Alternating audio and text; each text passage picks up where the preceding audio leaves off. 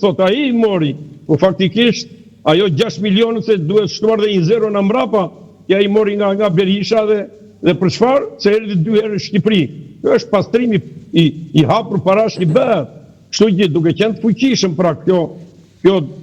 dyshe, kjo familje, këto 2 familje mafioze nga më të rrezikshmet, do thosha unë në Europë, jo në Ballkan, për nga pasuritë që kanë dhënë dhe për nga asetet që kanë në dispozicion, për nga grabitjet që kanë bërë këtij populli, ata ndikojnë mbi SPAK, dhe ata faktikisht po ndikojnë. Fakti që SPAK nuk po i jeton, asnjë çështje që ka të bëjë me ta nuk po jeton, po tallet me kompleksin Partizani. Kompleksi Partizani është një mizë. Këtu bëhet fjalë për elefantin. Elefanti janë këto afera që unë u thash juve, edhe 200 e sa të tjerat, që SPAK nuk po i gërvisht fare, po i le pa i hetuar, edhe nuk po thellohet në to. SPAK-u me gjithë se i thot gjykata e Strasburgut, ka gjykat më të lartë, i thot heto edhe çohet deri në fund Gërdecin, sepse këtë bëshëm me një aferë të familjes Sali Berishës, i cili mbasi bëri trafikun e armëve, shkelzeni me Argitën në Afganistan, tek Belamin, tek Gaddafi, e deri tek Mubaraku, trafikun e armëve, mbasi bën trafik armës me Hamasin e tjera, krijuan dhe Gërdecin pastaja, edhe vranë atje dhe dojgjën të gjallë, di 300 e sa veta, 26 të vdekur edhe tjerë pasaj të djegur edhe invalid përjetëshëm. Thjesht dhe vetëm për korupcion. Edhe i thot hetoj, i thot gjykata e Strasburgut. Dhe ata nuk hetojnë SPAK-u. SPAK-u në vend në Mro, tallet me gjyqjen e Mediut për një shpërdorim detyre. Apo i tha heto 21 janarin, e qa bëjnë? Pyesin a një dëshmitar në çdo 2 muaj edhe tallen me të. Megjithëse është një krim nga më të rëndët shtetëror. Tallen edhe s'kan filluar asnjë, domethënë nuk ka asnjë gjurëm për 4 miliard euro e vjedhura me firma piramidale dhe 3.000 të vrarët. Më kush i vrau ata 3.000 vet? Gjaku i tyre e shuj, nuk kanë ata as nena, as vëllezër, as në këtë tokë, por mund t'i vrasi Saliu si t'i doj qefi, ashtu si vrau 200 e catë në Tropoj. Dhe pse se hetojnë, pse nuk vazhdojnë hetimin për vrasjen e vëllezërve Haklaj, 4 në një familje dhe 4 kushërit parë të tyre, të tjerë. Paku i ka dosit të tyre, pse nuk ecën, pse nuk i heton ato, po i mban atje në vend numëro. Ja pra për këtë, sepse janë të kapur, edhe derisa janë të kapur, tani kush duhet i çkapi këta? Çkapja e këtyre bëhet me 2 mënyra. Ose nëse ka ndikimin e Shteteve të Bashkuara të Amerikës dhe Shtetet e Bashkuara të Amerikës po subvencionojnë mbi SPAK-un edhe mbi gjykatën e shkallës parë të krimeve të rënda edhe të apelit atje të sa gjykatës së posaçme, atëre tua zeri rubinetin, mos u japi lekë edhe të mos u japi asnjë lloj ndihme, derisa këta nuk po merren me misionin e tyre, nuk po merren me detyrën e tyre. Edhe në të kundërtën i bëjmë presion që të merren. Edhe e dyta, zgjidhja e dytë është në rast se nuk është ndikimi amerikan mbi ta, edhe ne vlerësojmë që jemi shtet sovran, faktikisht ndihma është ndihmë, por nuk është ajo parësore. Parësore jemi ne shqiptarët këtu, atëre ka ardhur koha që ne shqiptarët me që nuk na jepet drejtësi edhe me që një institucion që ne i pagojmë shtrenjt ata, në taksat tona, tallen me ne, tallen me votën tonë, luajnë me votën tonë. Parlamenti nuk e bën rolin e tij, se parlamenti mund t'ja veri këmbët me i kpuc, SPAK-ut edhe GKK-ose të gjithë tjerëve, se është vullneti i popullit shqiptar, është organ ligjvus, edhe i kanë në dorë dhe ligjet, për të thënë atyre që merruni me misionin që keni përsipër dhe me ligjin që ne kemi nxjerrë, zbatojeni siç e kemi nxjerrë në parlament ligjin për ju, o në të kundërtën pastaja zhdukuni të vinë të tjerët aty, por nuk e bën, derisa nuk e bën dhe ky organ, atëherë duhet ta bëjë vetë populli.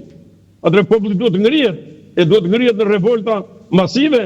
nuk duhet të ngrihet dhe të shikojmë si ngrihet Saliu për të mbrojtur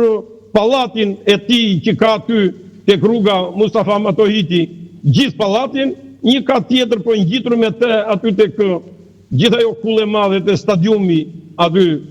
Kuqe Ziu, në një vilë në tërë vendet e Europës edhe të botës, vilën Gjinin e Lalzit po egzone dhe sikur miliona euro bën vetëm ajo atje, toka e fabrika uzina ferma në çdo skaj të Shqipërisë, në çdo vend bregdetit të Shqipërisë, pra e ka sunduar, e ka pushtuar në çdo drejtim, është bërë latifondisti më i madh i Europës.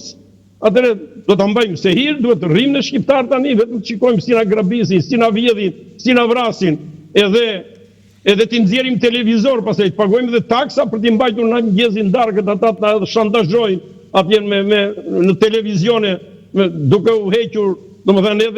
edhe dhjes gjebosur edhe bishtin përpjet, por kjo nuk shkon, kështu që ka ardhur koha që duhen vënë pikat mbi i. E qartë, zoti avokat, a keni pasur ndonjë reagim nga administrata amerikane pas kësaj letre?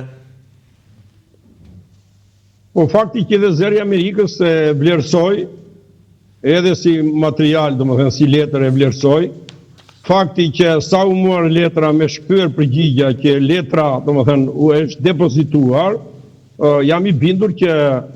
sido që të vijë problemi, aty nuk ka shpifje, aty nuk ka intriga, aty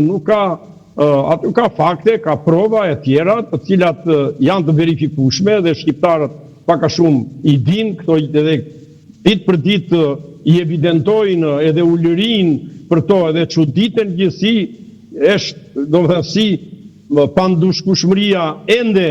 është kaq e lartë sa të mos preki ata që duhen prekur dhe që ata që duhen prekur dhe që kanë bërë gjemën Shqipërisë janë pikërisht të dy familje mafioze e Sali Berishës me kuçe me maç ndaj dhe Shtetet Bashkuara të Amerikës, domethënë i kanë shpallur gjithë non grata ata për krim të rënd, domethënë kundër demokracisë, për korrupsion nga më të lartit shtetëror, gjithë si familje, edhe për minim të pushtetit gjyqësor, për ndërhyrje deri me vrasje në pushtetin gjyqësor e tjera, pra janë vetë Shtetet Bashkuara të Amerikës që e kanë etiketuar të tillë, dhe nga ana tjetër, tani sipas Spakut, që nga ata që pengokan domethënë edhe të hetohen këto çështje. Po sa për sy e faqe e kanë shpallur ata non grata pastaj Berishën, apo Ilir Meta në anën tjetër me gjithë familjen e vet, që s'kan lënë, domethënë cep të Shqipërisë pa e zhvatur, pa e ngrënë, pa e kafshuar, duke filluar me gurin e bardh, atje mermerin e tomorrit edhe të malit Zaloshjes edhe deri tek guroret e malit të Dajtit edhe gjithë ato afera tjera korruptive, deri dhe 158 milionët e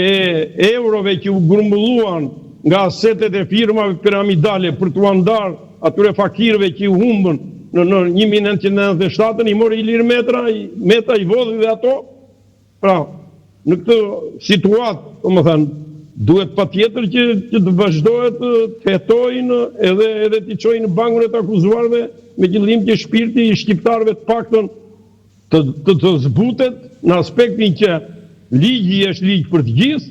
ky vend do bëhet, edhe në ky vend nuk do ikin me, siç kanë ikur, por do rikthehen shqiptarët pastaj, sepse me konfiskimin e këtyre pasurive që këta kanë bërë mbi gjakun ton, mbi djersën ton, mbi mundin ton, ne mund të jetojmë jashtëzakonisht mirë këtu në Shqipëri dhe s'kemi pse të marrim rrugën e botës. Zoti Beqiri, unë ju falenderoj që pata në këtë lidhje të drejtë për drejtë ditën e sotme këtu në intervistën ditës. Faleminderit zoti Beqiri. Faleminderit për ju. Zonja dhe zotrinj, ishim në këtë lidhje të drejtë për drejtë nga Brukseli me avokatin Idajet Beqiri. Kemi ardhur së bashku ditën e sotme në fund të intervistës së ditës. Ishte edhe intervista e fundit për vitin 2025, ne bashkë i takojmë datën 5 janar në vitin e ardhshëm të vitit 2026. Unë falenderoj që na ndoqët deri në fund të intervistës dhe bashkë ne do mbetemi në kontakt për të rreth e fundit nga zhvillimet politike. Qëndroni në Dritare Televizion.